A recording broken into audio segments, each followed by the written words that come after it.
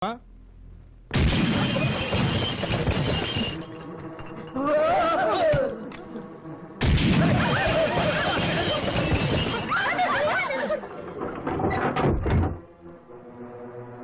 AC కార్లో ఎలాగూ తిప్పే ఛాన్స్ లేదు.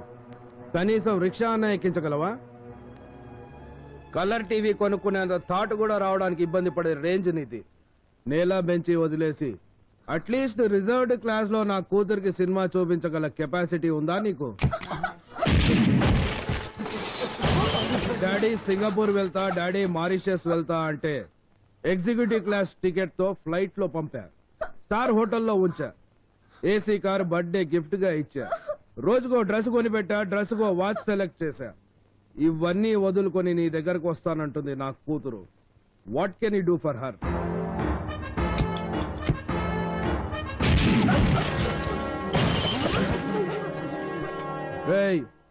ఇప్పుడు నేను కాల్చి పారేసిన షాండ్లియర్స్ ఖరీదు 25 lakhs. సెకండ్స్ లో పెంకులు చేశా. నీ లైఫ్ లో అంత అమౌంట్ గురించి కలగని కూడా ఉండవు.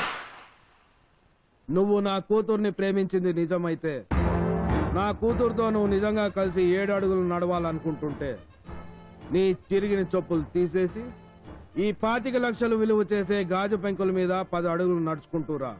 స్వయంగా నేనే నీ కాలు గడి కన్యాదానం చేస్తాను. కమాన్.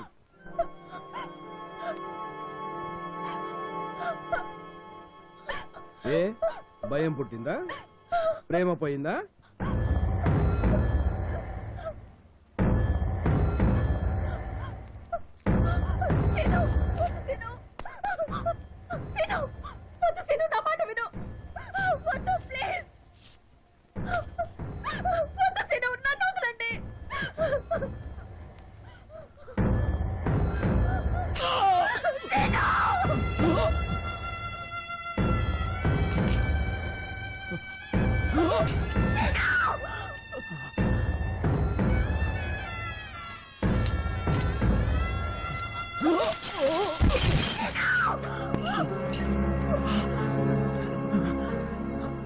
రెండు అడుగులు కూడా వేయలేనోడివి నీకు ప్రేమ ఎందుకురా?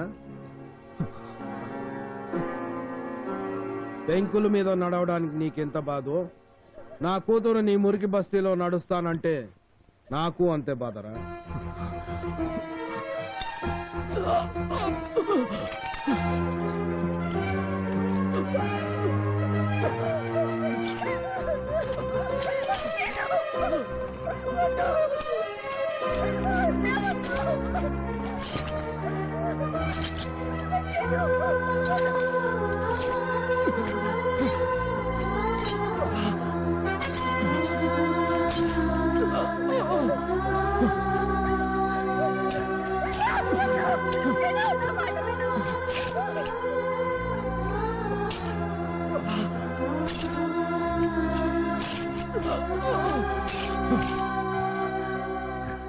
రే, 7 అడుగులు కాదు, నా మధు కోసం 7 సముద్రాలు దాటి రమ్మన్నా వస్తాను. నీ పాపిష్టి చేతులతో నా కాళ్ళు కడగన అవసరం లేదు, కానీ కన్యాదానం మాత్రం చెయ్యి. నీ కూతురి చేతిని నా చేతిలో పెట్టు. పెట్రా!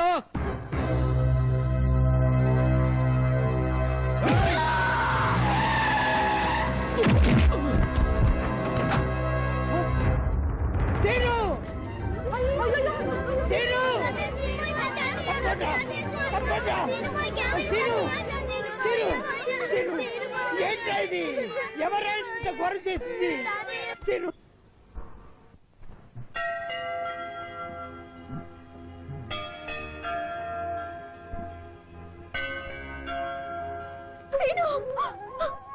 ఎలా ఉంది తాతగారు? జరిగిన దానికి నన్ను క్షమించండి. ఇందులో నీ తప్పేముందమ్మా, అంత మా కర్మ. లేదు తాతగారు, దీనికి అసలుకి కారణం నేనే. ఇక నాకు చావైనా బ్రతికైనా సీనుతోనే. తన కోసం అన్ని వదులుకుని వచ్చేసాను. అవును తాతగారు, మా ఇంట్లో వాళ్ళు బలవంతంగా నాకు వేరే పెళ్లి చేయాలని చూస్తున్నారు. అందుకే పారిపోయి వచ్చేసాను. సీను, అరే సీను, నీకోసం ఎవరు వచ్చారో చూడు. మధురా. సీను, ఇంకా మునుగుతున్నావేంట్రా? లేచి కూర్చో. నీకోసం ఇంటిని, ఇంటి వాళ్ళని, అన్నిటిని వదులుకుని వచ్చేసిందిరా.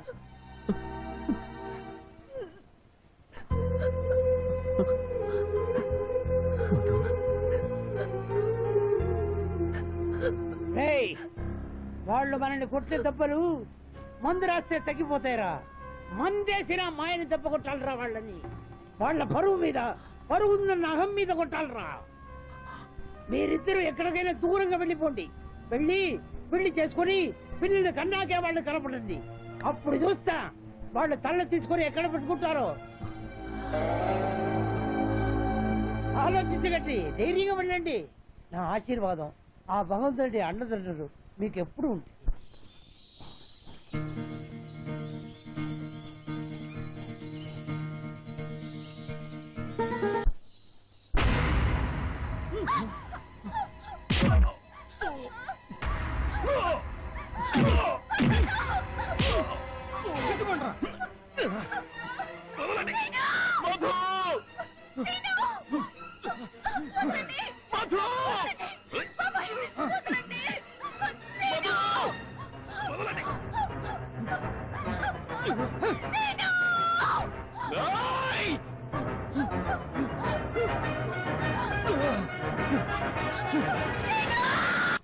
మీ నాన్నగారి మాట కాదని పెళ్లి చేసుకున్నావనే ఆవేశంలో వాళ్ళు తొందరపడి అలా చేశారే కాని నీ మీద కోపంతోనూ నిన్ను బాధ పెట్టాలనో కాదమ్మా.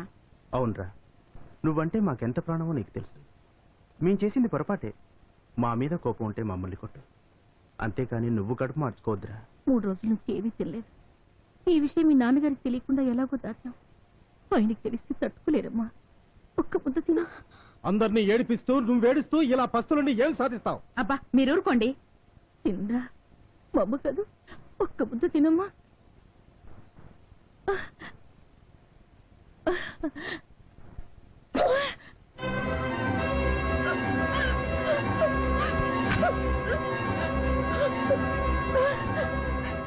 ఎవరైనా అన్నం తినమని బలవంతం చేశారు, నా నోరు కాచుకుంటాను.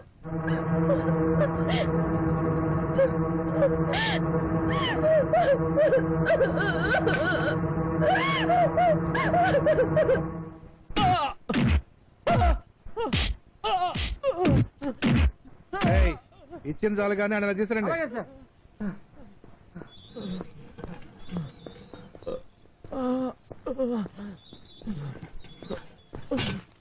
అక్కడ చేయలాగి అనుకోమీడ ఓరిని నేను డబుల్ కోటింగ్ ఇచ్చి వీళ్ళతో కోటింగ్ ఇప్పించినా ఇంకా నీ పొగరు తగ్గలేదన్నమాట. మర్యాదగా సంతకం పెడతావా, మళ్ళీ కోటింగ్ ఇప్పించమంటావా? ఎందుకు పెట్టాలి? కారణాలు చెప్పుండే వారు సంతకం పెట్టరేంట్రా? చెప్పేయంట్రా. ఆ మధ్య హోమ్ మినిస్టర్ గారిని హత్య చేసి ఆ హత్యను నేనే చేశానని అప్రూవర్ గా మారినందుకు పాకిస్తానీ ఐఎస్ఐ ఏజెంట్లకు అక్రమంగా ఆయుధ సామాగ్రి సప్లై చేస్తున్నప్పుడు రెడ్ హ్యాండెడ్ గా పట్టుకున్నాం కదా, అందుకు. చెన్నైలో జయలలిత అరెస్ట్ అయినప్పుడు జరిగిన గొడవల్లో ప్రత్యక్షంగా నీ హ్యాండ్ ఉందని ప్రూవ్ అయినందుకు. కాందహార్ ఎయిర్పోర్ట్ లో హైజాక్ అయిన ఇండియా బోయింగ్ లో ఉన్న ముసుగు హైజాకర్లలో నువ్వు ఒకడు అయినందుకు. చాలా ఇంకా ఏమైనా వివరాలు కావాలా? హరిశ్చంద్ర ప్రసాదరావు గారు అమ్మాయికి బీటేస్తావరా నువ్వు? చేపట్టుకుంటా నువ్వు.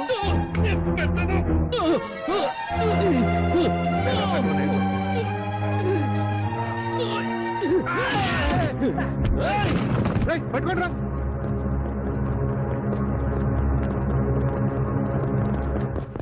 ఇప్పుడు చెప్పండి, మా వాడి మీద ఏం కేసు పెడతారో? కిడ్నాపర్ కేసు పెడతారా, టెర్రరిస్ట్ కేసు పెడతారా, లేక నక్సలైట్ కేసు పెడతారా? చెప్పండి. ఏదైనా కేసు పెట్టాలనుకుంటే నేను పెట్టాలండి. అమాయకుడైన నా మనవాడిని అరెస్ట్ చేసి సెల్లో వేసడానికి మీ మీద కేసు పెట్టాలండి. ప్రేమించి పెళ్లి చేసుకున్నాక నా మనవాడిని కొట్టి వాడి భార్యని తీసుకెళ్లేందుకు వాళ్ళ మీద కేసు పెట్టాలి. నల్లా ఇరుకు, రొంబ నల్లా ఇరుకు. రెడ్డి గారు, సిఏ గారు ఇప్పుడు ఏం మాట్లాడారండి? ఏం లేదురా, ఆ ముసలోడు చెప్పిన కథ చాలా బాగుందన్నాడు. ఇంతకే ఆయన మాట్లాడింది ఏ భాష అంటే? సంస్కృతమా? అదే బెంగాలీ. బెంగాలీయా? ఆ భాష ఈయనకి ఎలా తెలుసండి? కర్ణాటక బోర్డర్ లో కొంతకాలం పనిచేశారు కదా. అంటే కర్ణాటకలో బెంగాలీ భాష మాట్లాడతారన్నమాట. మరి బాగుంది పెద్ద ఆయన, చాలా బాగుంది. నువ్వు చెప్పిన story same to same, frame to frame ఏ నిర్మాతకైనా చెప్పావనుకో, సినిమా సిల్వర్ జూబ్లీ అంటే నమ్ము. మంచి సెంటిమెంటల్ లవ్ స్టోరీ, ట్విస్టులు కూడా బాగున్నాయి. ఇప్పుడు చెప్పింది కట్టు కదా అంటారా? హిట్ కదంటున్నాను. కథలు చెప్పుకోవాల్సిన కర్మ అవసరం మాకు లేవు. ఇప్పుడు నేను చెప్పిందంత పచ్చి నిజం. కావాలంటే అమ్మాయిని అడిగి తెలుసుకోండి. తెలుసుకుంటా. రేపే ఆ అమ్మాయి ఇంటికెళ్ళి ఆరా తీస్తా. తాను గనక మీరు చెప్పిన స్టోరీ రియల్ స్టోరీ కాదు, రియల్ స్టోరీయే, తన పేరెంట్స్ వాళ్ళని విడదీయాలనుకున్న మాట నిజమే అని చెప్పిందనుకోండి, వాడెబ్బా ఎవడడ్డం వచ్చినా అమ్మాయిని తీసుకొచ్చి మీ మనవడికి అప్పచెప్పి మీరు చెప్పినట్టుగా వాళ్ళ మీద కేసు పెడతా.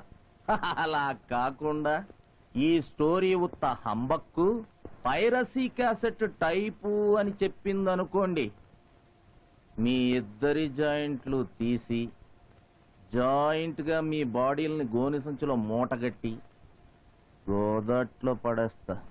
ఓకేనా? ఓకే. ఓకే.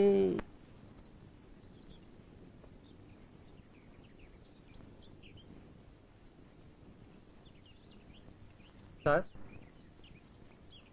అయ్యగారు రమ్మంటున్నారండి. Good morning sir. Good morning. I'm Balram, inspector of police. కూర్చోండి. Thank you. అవును, మీకు మాతో పనుండే వచ్చాను.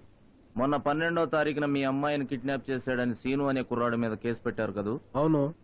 ఇప్పుడు ఆ కుర్రాడు తాతగారు వచ్చి మీ అమ్మాయి కిడ్నాప్ ఎపిసోడ్ అంతా ఒట్టి బోఫోర్స్ అని, ఆ కుర్రాడు మీ అమ్మాయి ఇద్దరు మేజర్స్ అని, వాళ్ళు పెళ్లి చేసుకోవటం ఇష్టం లేని మీరు బలవంతంగా వాళ్ళని విడదీశారని, ఆ కుర్రాడిని చావుగొట్టి రివర్స్ లో కేసు పెట్టారని కంప్లైంట్ చేశాడు. అంతా పచ్చి అబద్ధం సార్.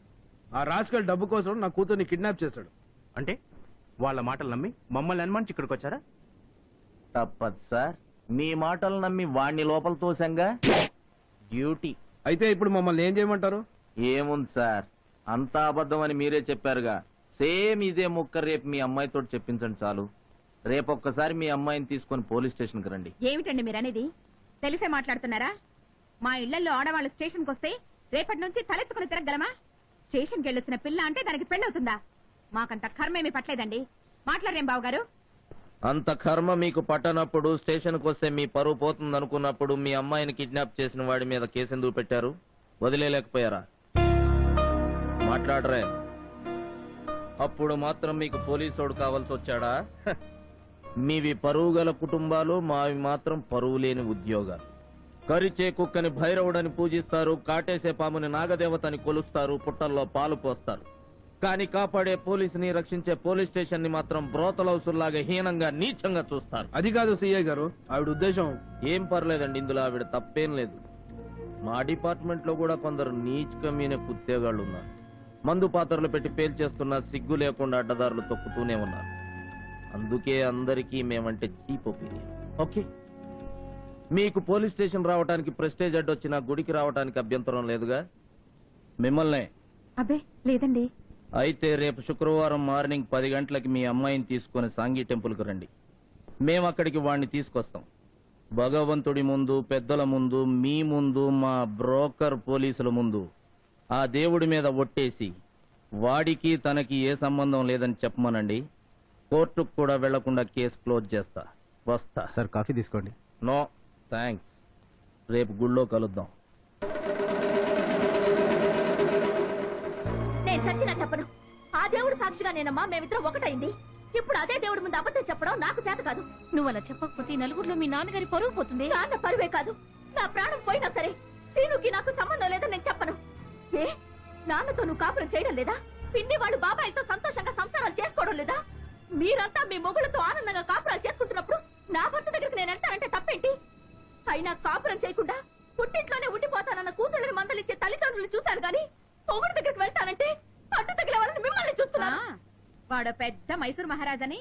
నా భర్త మైసూర్ మహారాజో జైపూర్ యువరాజో కాకపోవచ్చు, కానీ మీ మొగుళ్ళలాగా ప్రేమికులు విడదీసే అక్బర్ చక్రవర్తి మాత్రం కాదు.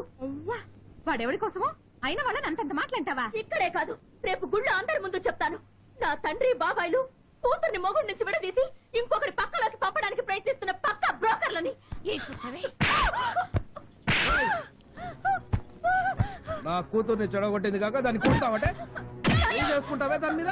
చంపేస్తాను నిన్ను, చంపేస్తాను. దీన్ని వదలనే. నీకు తెలీదమ్మా, రేపు గుళ్ళో నువ్వు అందరి ముందు జీవితంలో వాడి ముఖం చూడలేదని వాడి ముఖాన ఉమ్మేసి చెప్తేనేం చెప్పకపోతేనేం నా పరుగు పోతేనేం. నువ్వు చెప్పదలుచుకుని చెప్తావు కదా, అందుకని నేను కొడుతుందా? నువ్వు వదలమ్మా. ఇంత ధైర్యమే నీకు? కూతుర్నే కొడతావా? చంపేస్తాను నిన్ను. నువ్వు అలా చెప్పకపోతే దీన్ని నేను ఎక్కడ నరికి పోగులు పెడతానని భయపడి నేను కొట్టిందమ్మా. నువ్వు మాత్రం నీ మనసులో ఉన్న మాట చెప్పమ్మా, కానీ దీన్ని మాత్రం వదలను.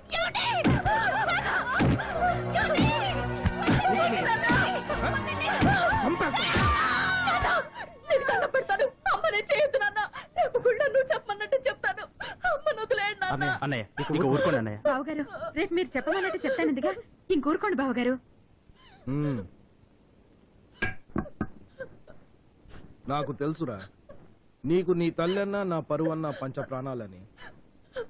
రేయ్, రేపు నా కూతురు వాడితో సంబంధానికి నీళ్ళు వదిలేదాకా దీన్ని హాస్పిటల్కి తీసుకెళ్లడం కాదు కదా, పచ్చి మంచినీళ్ళు కూడా ఇవ్వడానికి వీల్లేదు. అర్థమైందా? సారీ అమ్మా, నా వల్ల నువ్వు అనవసరంగా దెబ్బలు తిన్నావు. ఇంకెప్పుడు ఇలా జరగనివ్వను. నాన్న చెప్పమన్నట్టే చెప్తానమ్మా.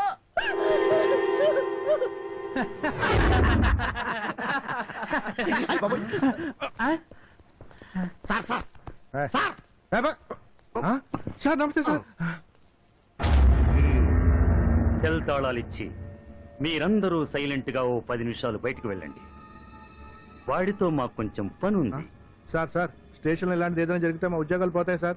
సస్పెన్షనే కాదు, ఏకంగా డిస్మిస్ అయిపోతాం సార్. మా సీఏ గారు అసలే మంచాడు కాదు సార్. మీ ఉద్యోగాలు ఉన్నా ఓడిపోయినా మీరు సర్వీసులో ఉన్నంత కాలం వచ్చే జీతానికి డబ్బులు ఇస్తాం. ఒక్కొక్కడికి ఒక్కొక్క అపార్ట్మెంట్ అరేంజ్ చేస్తాం. కేసు మీ మీదకి రానివ్వం. డెడ్ బాడీని కూడా ఇక్కడ ఉంచాం. వాడే తప్పించుకొని పారిపోయి యాక్సిడెంట్ లో చనిపోయాడని కలరిస్తాం. సరేనా? సరే సార్. సార్ నాకు ఎలా అడుగుతాను, ఇవి హరిశ్చంద్ర ప్రసాద్ గారు చేసిన ఏర్పాట్లే కదా? ఊరికే డౌట్ క్లియర్ చేసుకుందామని. నీకెందుకు ఎక్స్ట్రాలు? మీరు బయట తీసుకోండి సార్. ఇదిగో సార్ తాళాలు. మేము బయట ఉంటాం సార్.